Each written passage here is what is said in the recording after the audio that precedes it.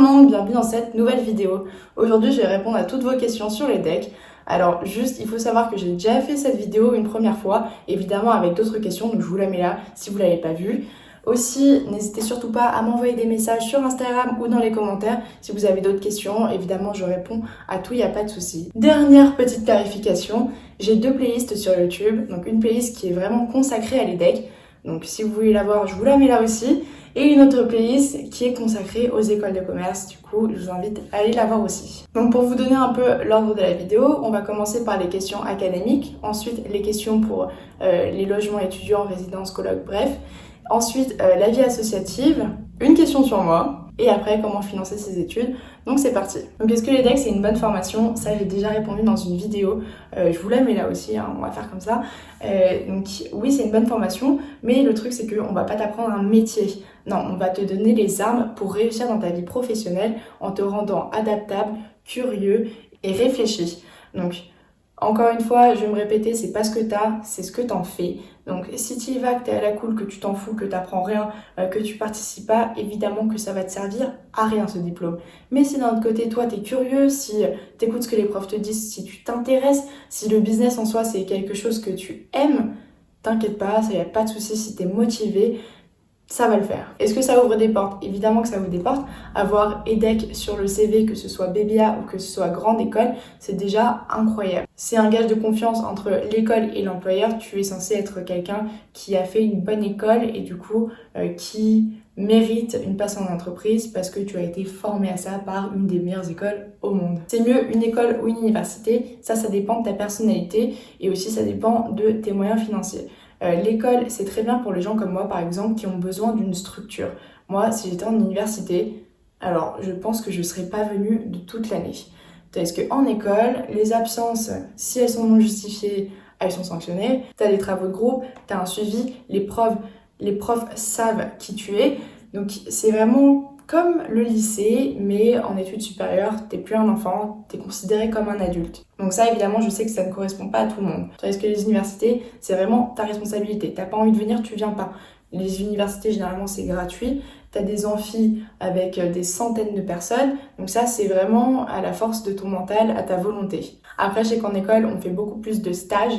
Donc je trouve que c'est un peu plus professionnalisant, tandis qu'en université, t'en fais un peu moins, c'est un peu plus théorique et aussi il y a moins d'intervenants qui viennent, tandis qu'en école ça roule énormément, il y a beaucoup de gens qui sont très haut placés dans des entreprises qui viennent partager leur savoir, juste l'histoire d'une heure, 2 heures, de un mois. Donc ça c'est vraiment bien, et donc ça dépend encore une fois de ta personnalité et de ta force mentale. Comment marchent les filières de spécialisation? Alors tu commences à te spécialiser en 3e année. Après, si en 3e année, par exemple, tu fais finance, mais tu te rends compte que ça te plaît pas, en 4e année, tu peux changer. Donc ça, c'est vraiment cool. Tu peux vraiment tester et après recommencer avec autre chose. L'insertion professionnelle est-elle simple ou il privilégie les gens qui ont fait prépa? Alors c'est vrai que les gens qui ont fait prépa seront toujours privilégiés parce qu'ils sont considérés comme l'élite. Mais bon, ce que les employeurs n'ont pas l'air encore de comprendre, c'est que quand tu fais prépa, tu passes 2 ans à travailler. Déjà. Et après, tu fais 1 an ou 2 ans de master, donc environ 1 ou 2 stages. Parce que quand tu fais une école post-bac, par exemple comme le BBA, tu fais 4 ans en école, mais du coup, ça fait 4 stages au moins, dont peut-être un échange universitaire. Donc je trouve que les BBA sont beaucoup plus prêts et formés à la vie professionnelle plutôt que quelqu'un qui a fait prépa, qui a fait de la théorie la moitié de son éducation supérieure. Donc est-ce que l'insertion professionnelle est plus simple? Je sais pas. Je pense que dans tous les cas, il faut s'accrocher, il faut être motivé. Mais c'est clair qu'à l'EDEC, tu seras formé à pouvoir t'intégrer, te vendre et t'insérer assez simplement dans le professionnel. Est-ce qu'il y a une grosse charge de travail? Alors non, on ne parle pas du tout sur du 35 heures. Première, 2e année, j'ai trouvé ça quand même assez light, en tout cas à Lille, parce que tu as les associations en parallèle, donc ils font quand même un temps dédié aux associations et un temps dédié aux études. Après, 3e et 4e année, ça commence à se corser, ce qui est normal. Et après, la charge de travail, elle dépend un peu du moment dans l'année. C'est vrai qu'en début d'année, il est possible que tu aies un peu moins de cours, mais au moment des partiels, il y a moyen que tu sois bombardé de travail. Donc ça dépend vraiment des années, ça dépend du moment dans l'année, mais t'inquiète pas, c'est pas, on n'est pas sur un truc trop lourd. Comment garder un bon niveau scolaire, une bonne vie sociale et les assos?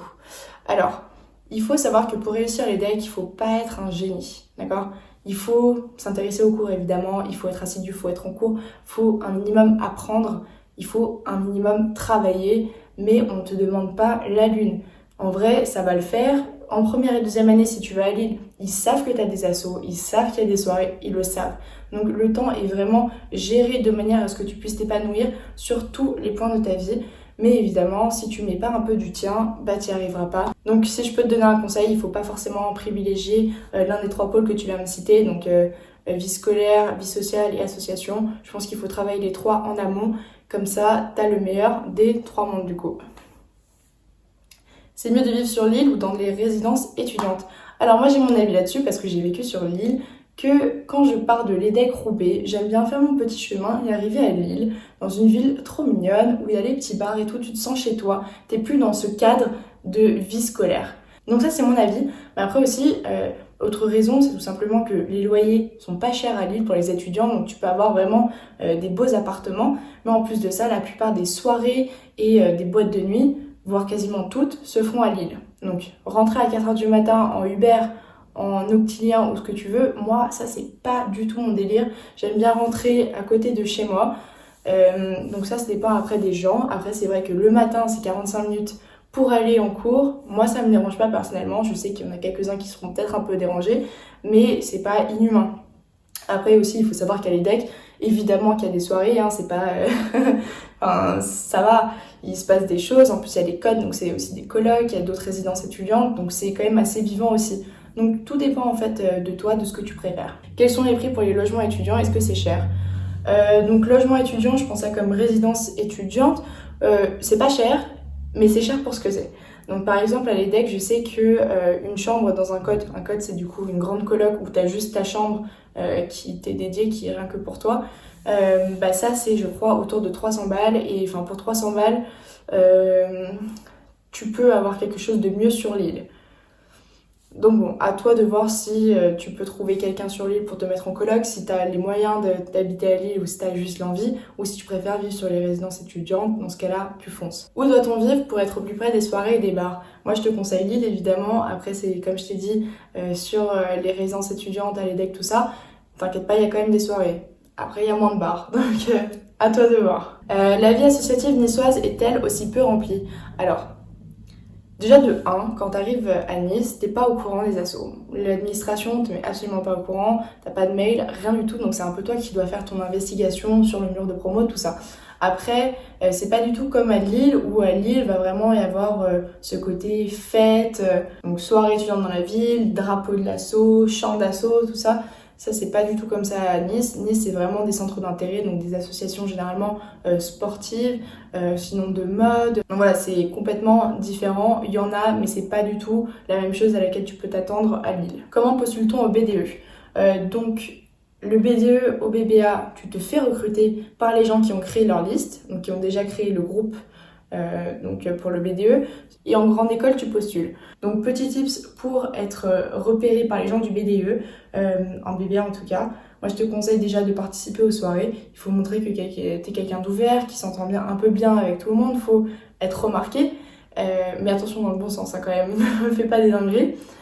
Mais aussi à côté de ça, tu peux profiter de voyages scolaires comme le ski, les trucs comme ça, donc ça c'est en février, donc c'est là où ça va commencer à se concrétiser, les listes vont vraiment être formées et bientôt déployées pour le concours des listes. Des conseils pour tisser des liens le plus facilement possible? Oui, déjà postule à une asso, au-delà de ça, va aux événements d'autres assos, intéresse-toi, sois ouvert d'esprit, participe au maximum d'événements et évidemment, ne juge pas, sois quelqu'un de chill, franchement, fais ta vie, tu t'en fous de la vie des autres, ça c'est vraiment le plus important, vraiment. À quel moment faut-il arriver à l'EDEC avant la rentrée pour ne pas rater de soirée? Alors, moi je conseille de venir une semaine avant parce que sur le mur de promo qui va être créé donc avant la rentrée, il y a souvent des gens qui connaissent personne ou qui ont un code et qui connaissent pas les gens de la résidence, tout ça, qui vont proposer de faire des soirées, tout ça, de se rencontrer. Donc moi je te propose de venir une semaine avant. Après si tu viens pas à ces soirées, c'est pas grave, enfin tu vas rien louper. Le meilleur est à venir, on va dire. Quelle est la fréquence des événements étudiants? Alors, sachant qu'il y a environ 20 associations au BBA EDEC, en plus de ça, chaque association a le droit à un peu plus d'un événement par semestre, et bien tu en as pratiquement toutes les semaines. Donc ça c'est assez cool, t'en as le jeudi, t'en as le vendredi, t'en as le samedi, ça dépend des semaines, il n'y a pas d'emploi du temps fixe, mais il y en a vraiment très souvent, donc vous êtes gâtés les gars. Les soirées se font-elles plus sur le campus, dans des apparts ou en boîte? Alors là, quand on parle de soirée à proprement parler, généralement ça fait appart et ensuite boîte. Après, il y a évidemment des soirées appart, mais toute soirée va généralement commencer dans un appart. Après, évidemment, les soirées, ça peut être des soirées avec ton asso ou ça peut être des soirées avec tes potes. Je sais pas, ça s'organise en fonction des gens et de voilà. Donc selon moi, ça commencerait plus souvent en appart et après ça finit en boîte. Tout dépend du jour, de la semaine. Voilà. Si on n'aime pas notre asso, est-ce qu'on peut changer pendant l'année ou l'année d'après? Alors déjà, j'aimerais bien clarifier quelque chose. C'est pas parce qu'on postule à une association qu'on va être pris dans une association. Donc ça, il faut faire attention. Les gens ont trop tendance à penser qu'ils sont les rois du monde et que ça y est, parce qu'ils postulent, parce qu'ils ont eu un bon feeling, ils vont être pris. Les gars, mettez pas vos attentes trop hautes. C'est pas parce que t'as une asso que tu vas avoir une année super cool, que tu vas te faire plein de potes. Et c'est pas parce que t'as pas d'asso que tu ne vas pas avoir de potes. Non. Aussi, il faut arrêter cette pression sur les gens. Si t'as pas envie d'avoir une asso, postule pas à une asso, on s'en fout en soi. Enfin, vraiment, vis tes années étudiantes pour toi. La vis pas pour quelqu'un d'autre. Alors, si t'aimes pas ton association, évidemment que tu peux changer d'association. Donc ça va se faire en deuxième année. Il va y avoir un recrutement fait exprès pour les deuxième années qui souhaitent changer d'asso. Après, attention, c'est encore un recrutement. Donc il y a moyen que tu ne sois pas pris. Donc fais attention avec ça. Qu'est-ce que tu as fait après le BBA? Donc moi j'ai fait mon stage de fin d'études à Prague. Et donc c'était l'année dernière et c'était la première vague de coronavirus.